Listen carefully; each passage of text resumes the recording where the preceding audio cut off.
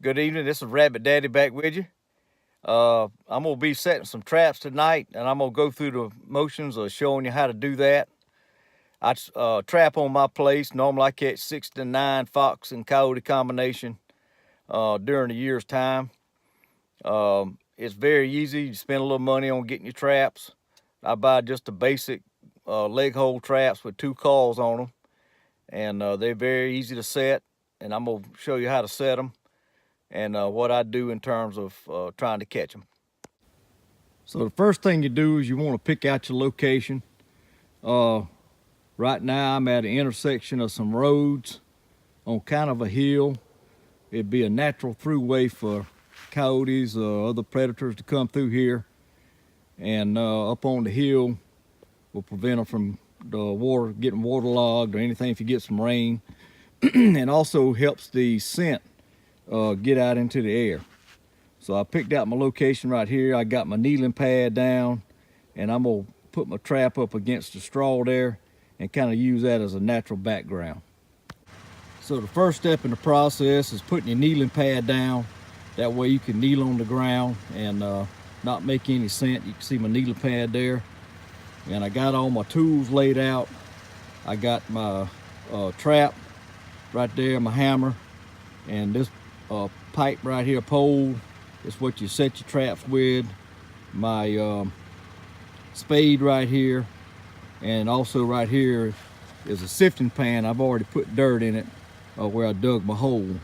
So what I did, I dug my hole right here for the trap, this area right here, and then there's a hole up closer that angles down into the ground, and that's where you're gonna put your bait and your lure. So that's your lure hole, and then this hole back here is big. I dug it big enough to be able to put the trap in it, and you can see it a little better like that. All right, so that's the first step. Next step will be to place my trap. So I'll take this spiked in right here and the driver and drive that into the ground and set my trap, and I'll show you that next. All right, so you can see there I got the driving rod with the end on it barbed in, and the chain goes back and connects to the trap.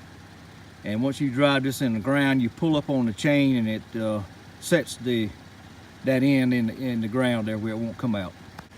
All right, so I've already got the trap down in the ground, and I've opened the jaws, and you see the trap is ready. That piece in the middle, that's the pan, what you call a pan.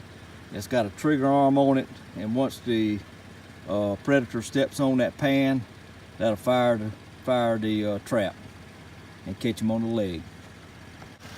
All right, the next step in the process, I took my sifter pan and put the dirt in it, and then I carefully sifted that over my trap. And you can see now I got the dirt sifted over it, and it's good and smooth and covered. And when you're doing it, when you first start putting the dirt down, you want to be sure and pack the dirt around the edge of the trap so the trap will be good and stable. And then you can see the bait hole back there, and I'll be putting my bait and lure back there. And what I like to use for my bait is just rabbit legs. Whenever I'm skinning my rabbits, I save the legs and the tails. And once I have it in there, I'll take my driving rod and poke it down in the hole real good. Pack it down in there where they can't get it out so easy. And you look down in there, you can't hardly see it. But a lot of times I try to turn that white tail out so they can see it easy. Next step in the process, I put some of this lure in there. And this lure's got skunk gland in it, bobcat meat, and different things to make it attractive to the predators. They want to lick it. It's got pheromones in it, different things like that. And so I place a small amount of that lure on the end of a stick, and I place that right down at the mouth of the hole where it'll be exposed to the ground and the air, and they'll be able to smell it better. And that's pretty much it. I'll just clean my sight up, remove everything, and move on to the next trap.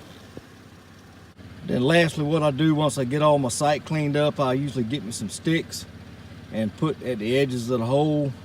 And I call that guide sticks, where to kind of guide the animal into the center there and be more likely to step on the trap. As you can see, it doesn't take a whole lot of time to set a trap. Once you get used to doing it, you can probably set a trap every 15 minutes or so. I do wear rubber gloves. I try to wear rubber boots when I'm setting my trap, use the needling pad, and that's about all the precautions I take, really, in terms of setting the trap. You also ball the traps, so that removes any scent that may be on the trap. And I usually do that in a dye that you can buy. It kind of turns the trap black, but it doesn't do much good to do that until you can ball them, but to put the dye on it doesn't do much good until you get a little layer of rust for the dye to stick to. And then next step in the process, you would dip them in hot wax, and that lubricates them, keeps the trap from rusting, and helps the trap function better. And that's about all there is to it. We'll see what the fruits of the labor are the next day. I check my traps usually in the morning and in the afternoon, evening, and see what's going on.